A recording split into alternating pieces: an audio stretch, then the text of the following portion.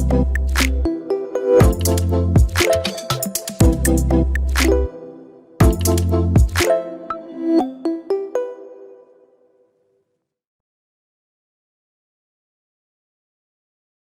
Aditya. I'm the first engineer at Fennel AI, where we are building a real-time feature engineering platform.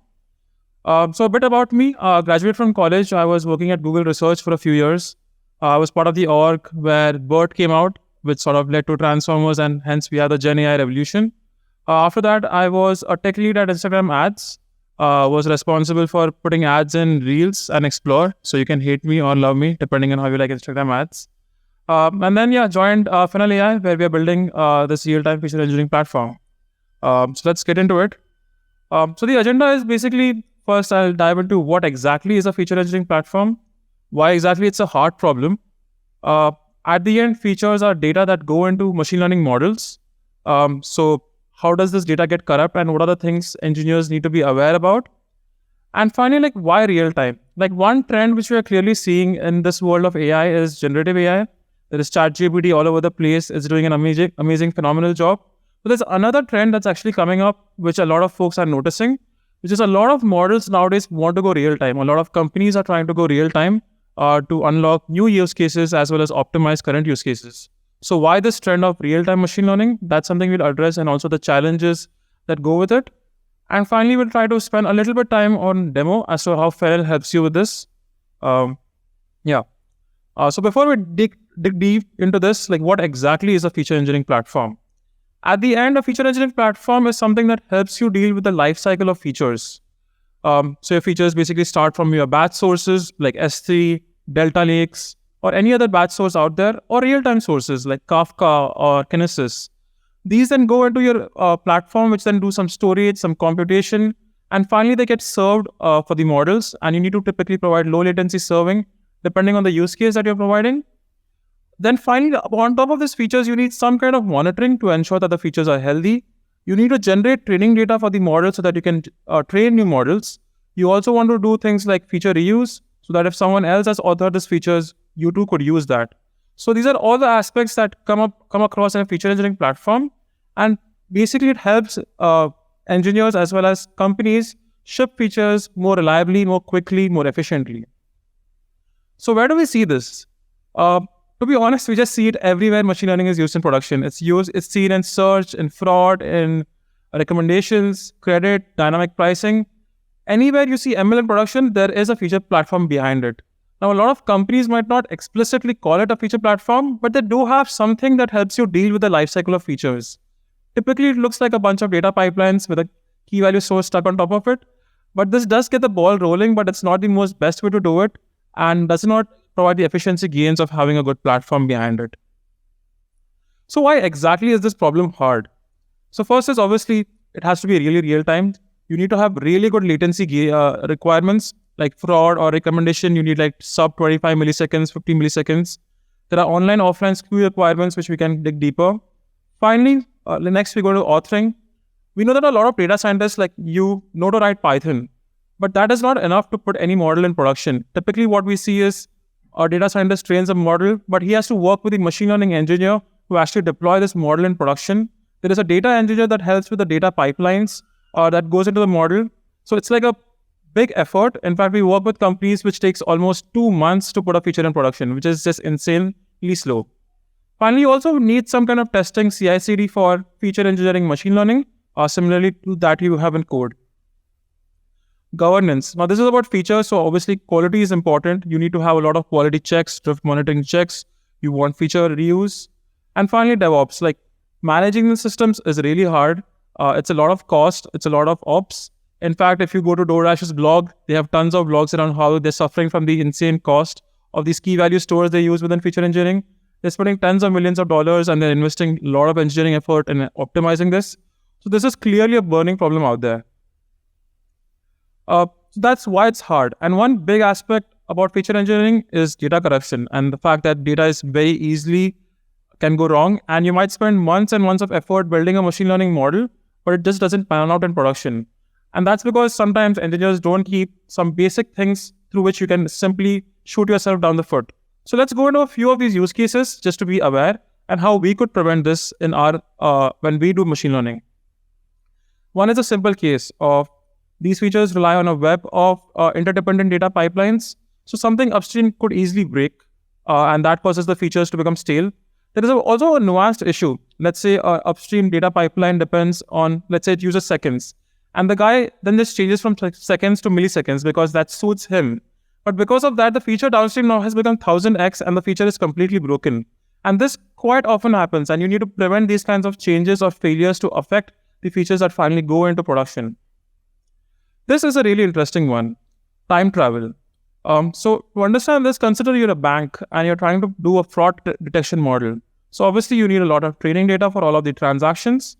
But for each of the training data row, you need to keep in mind that you only use the events that happened prior to the event actually. If you use all the data till now, then you're obviously leaking information that happened prior to the fraud event to now. For example, if you have a feature like number of frauds that the user has experienced, you have clearly told the model that the fraud happened. So, but also you need to keep in mind that every row has to have a different range of time that it deals with. So this is clearly complex and hard, and a lot of systems just don't deal with it. Next is online-offline skew. This is a slightly obvious one. We can see that training data is typically very large in size, and they're generally generated using some kind of SQL pipelines, whereas online feature serving is based on app technologies, like you might write something in Python. There is some kind of difference between the feature definitions, and this causes feature skew. This also actually causes staleness, because if you regenerate your data every day, then the feature in the morning is pretty fresh, but as the day progresses, it's getting stale. But when you're training, the features are actually really fresh. So there's a difference between your training as well as your inference. This is a common one, which is feature drift. Features keep drifting over time. If your model was, for example, trained in a time where everyone uses desktop, but people slowly started using mobile phones, obviously your model performance is going to decay. This could also happen due to unforeseen events, seasonality, or disasters. And then there's feedback loops. Consider a case you're building a feed model, and in your training data set, let's say 51% is like cats, 49% is dogs. So your model feels that, oh, cats are slightly better than dogs, so let me show more cats. And the moment it does that, obviously more users are seeing more cats, and they click on these cats, and suddenly the model says, oh, cats are like really awesome, so I should show more cats. So what started off as a 51-49 split could go to like 75-25. So when it was trained, it was like 51-49, but now during inference and the features are constantly getting decayed, and this kind of feedback loop can really impact a model performance. So that's how things can go wrong, but how do you defend against such kind of data corruption? So the easiest one is monitoring your feature distribution. That's sort of like the bottom line. At the end, what is model training? It's trying to understand the distribution of data and ensuring that your inference time, the distribution is similar. So there are different kinds of monitoring that you could do.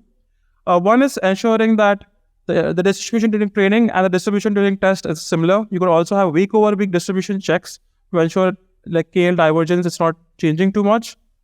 The next one is logging features. This is a really simple one, which a lot of big companies do that. So like when I was at Instagram ads, this is exactly what we did. This avoids the whole time travel, online, offline skew issues, but it's also really slow. For example, like I need to build a feature. So I wrote the feature authoring layer, and now I need a week for it to go into production. Then I wait for the data to come in. I notice there are some bugs. Then I need to fix this. I fix that. Then I wait for 2 more weeks for the data to be logged. It's been a month since I wanted to author the feature. And that's like a really, really slow iteration process. So I get frustrated. I leave the company and I start a feature engineering platform company.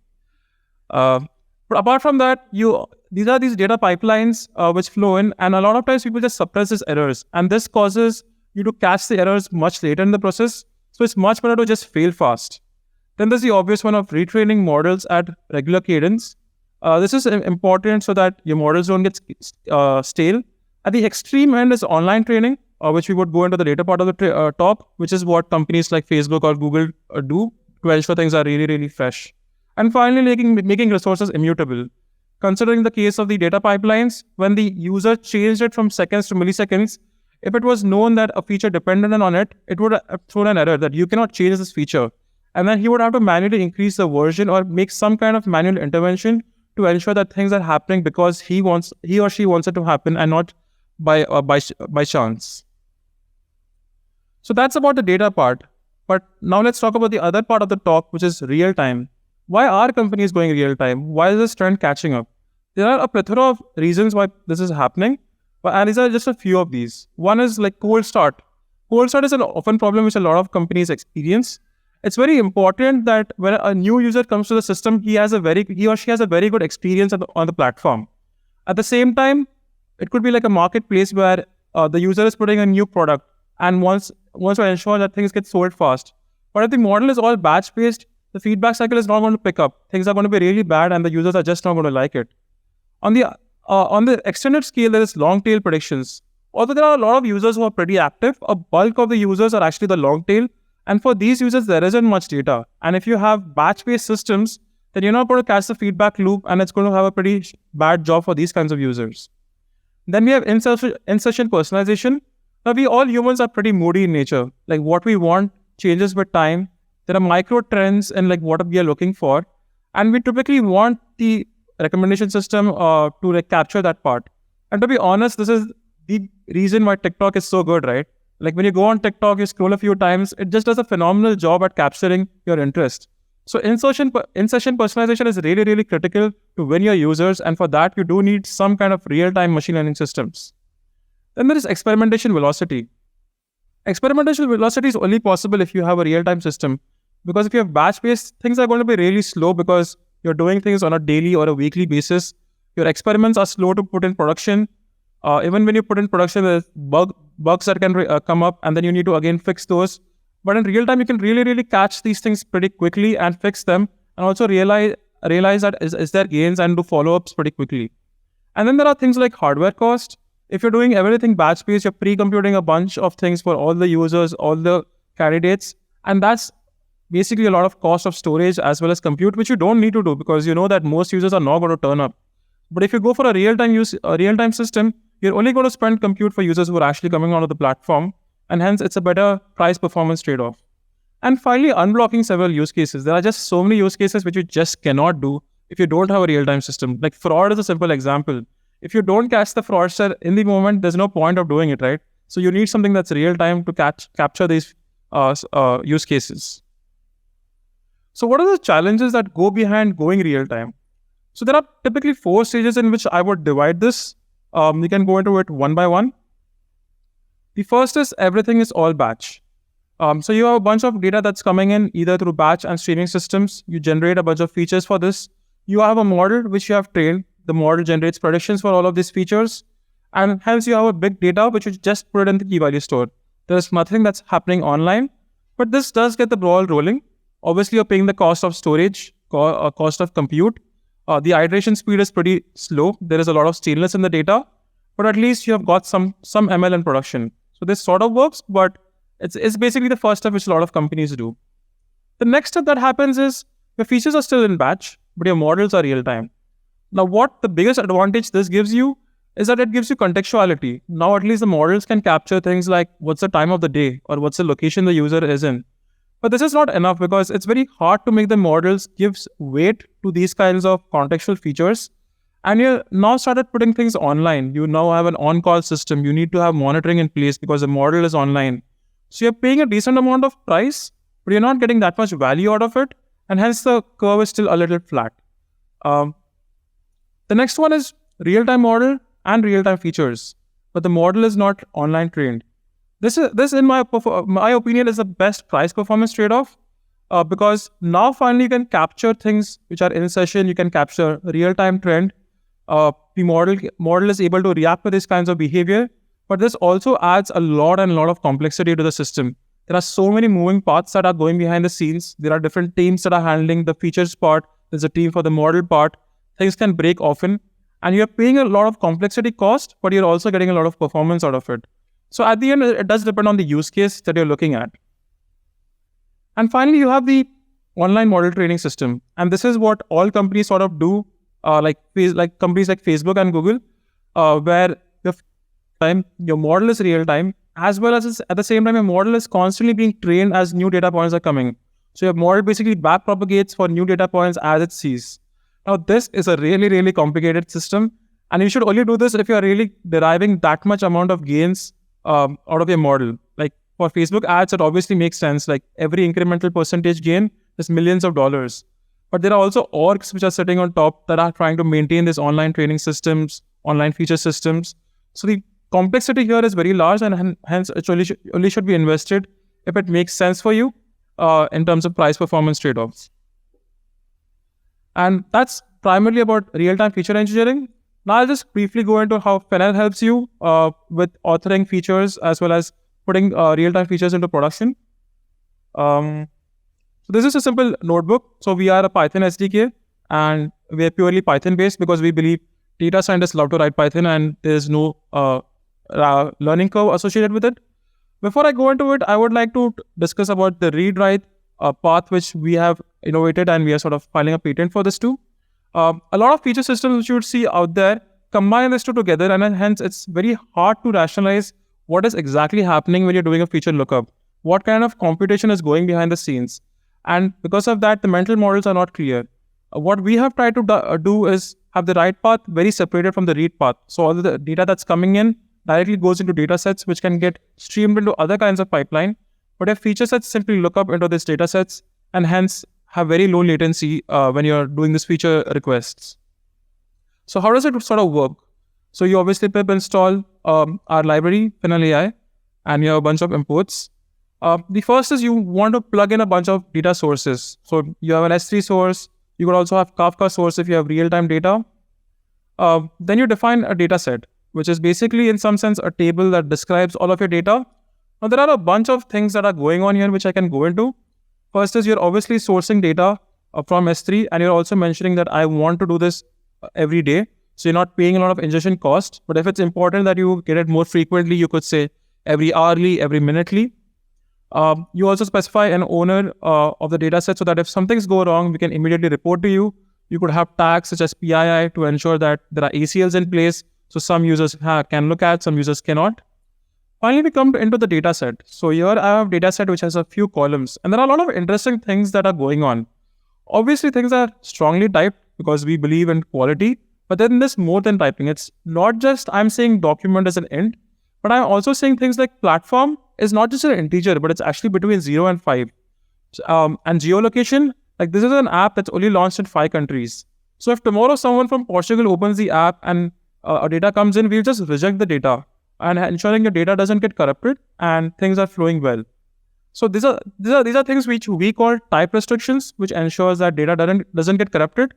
But we also offer something called expectations, which is most of the time I do expect US and UK to be 95% of the cases, but there could be some of like Germany, Brazil.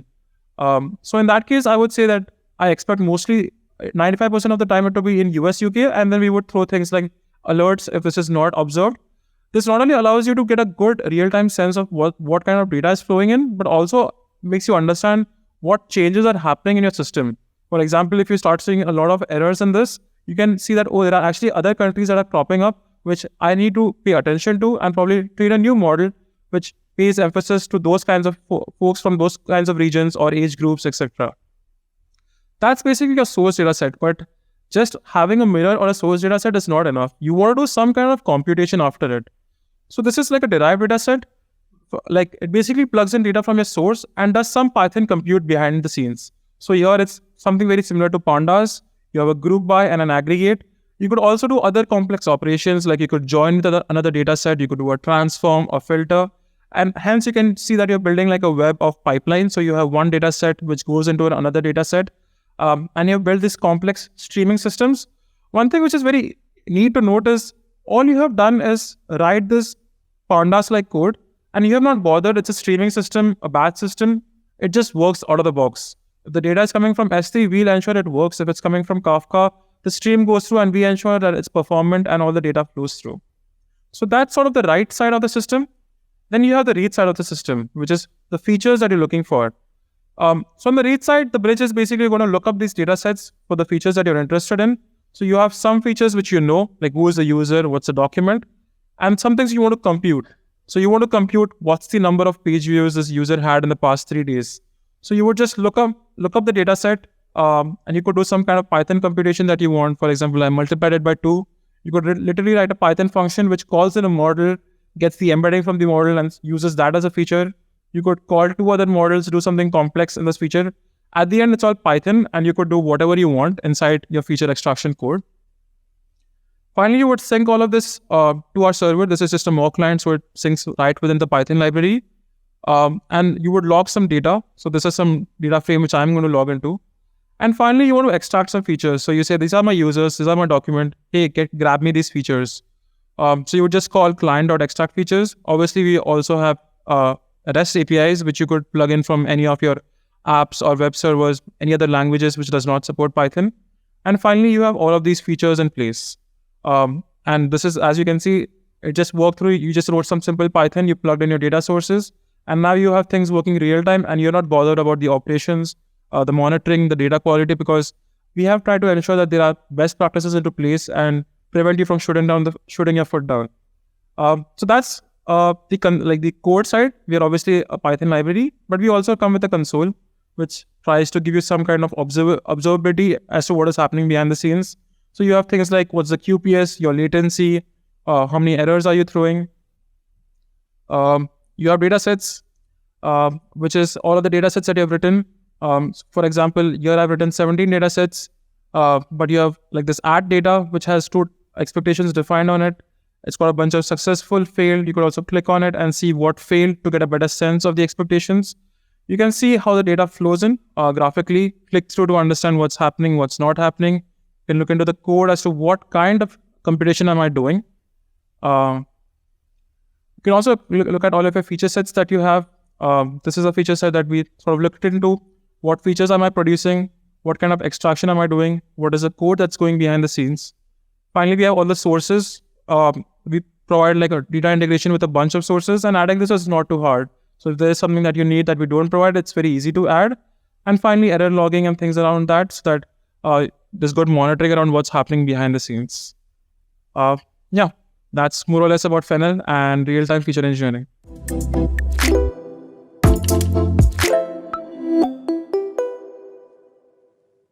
Yeah, it's primarily geared towards enterprises. So a lot of companies use us who want to put real-time ML into production, and we have all the features like we deploy only in your cloud so that data doesn't leave your premises. Things like, and we're like SOC 2 compliant and things like that, which are required for enterprises.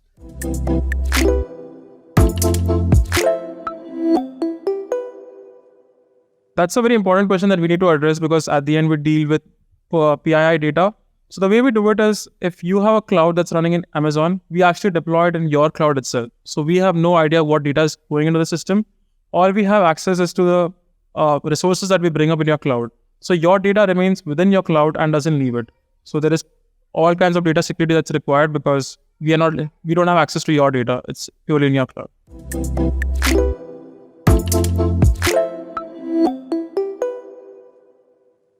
So we do promote real-time, but we obviously work with batch because that's a lot of predominant use case. So you would export a bunch of data from the data sets and get your data that you need, and you could like run inference for the model. So it does work with batch, but our claim is that we make batch and stream equally easy.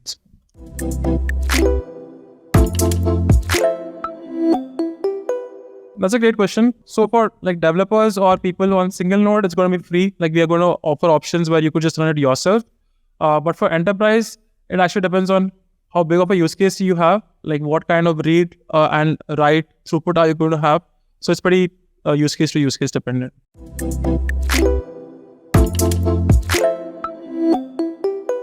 So there are two ways you can put it. One is you can either give your AWS secret key and access ID, and you can provide it as part of environmental variables, and we have no clue. But the second thing is also role-based access.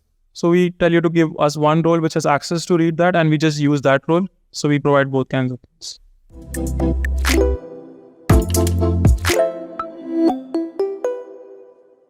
So yeah, we help with AWS deployments, and we are currently working on providing GCP support. So that's the next quarter. So we hope to have GCP by the end of this.